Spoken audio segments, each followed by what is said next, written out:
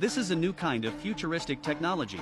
As long as the police wear these glasses, they can view crime scenes at any time, but it's basically just video playback. They can't interact with the people inside. Agent Luke is collecting evidence on a beach. Suddenly a surge of electricity flashes by. The next second he sees a phantom figure appear. As the figure becomes clearer, Luke finally sees the person's face. He's in total disbelief.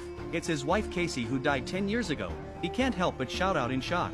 But not only does she hear him, she even turns around and looks at him. Clearly, Casey is nothing like the other virtual people around. Luke quickly chases after his wife, but then he runs straight into the wall of the real-world room. However, after inspection, there's absolutely nothing wrong with the virtual glasses. Technically, something like this shouldn't happen, but there's one possibility. The accident that killed Casey also happened at this beach 10 years ago, so the virtual spaces from both cases might have overlapped. But the tech team shut that theory down immediately, because Casey's case hasn't been virtualized yet. Luke goes home feeling disappointed, even though he has a new wife now. He's never truly moved on from Casey. So late that night he returns to the station and enters the beach again. Sure enough, he finds Casey staring out at the ocean.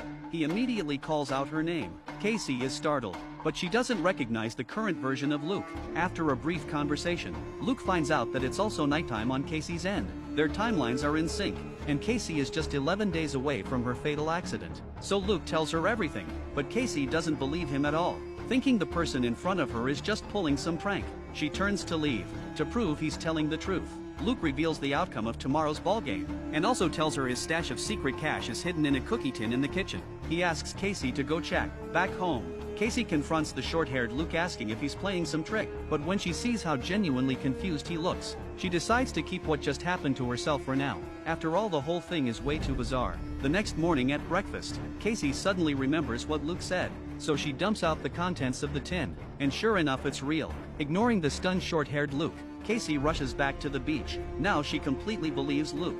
She asks what's going on. Luke guesses that they're not in the same timeline, and it's only because of the virtual glasses that they've managed to meet. Luke tells Casey that 11 days from now she'll fall off a cliff in an accident. Casey breaks down in tears. Luke tries to comfort her, and says maybe they can stop it from happening, but first they need to test if they can really change the future. Luke remembers they're supposed to go to Nathan's house tonight to watch the ball game. That night everyone took a group photo. He asks Casey not to go tonight, so he can check whether she disappears from the photo. That afternoon, the short-haired Luke gets ready to take Casey to Nathan's. Casey says she's not feeling well and decides to stay home. Meanwhile, Luke digs out the old photo. After the game ends, he's thrilled to see that Casey really has vanished from the picture.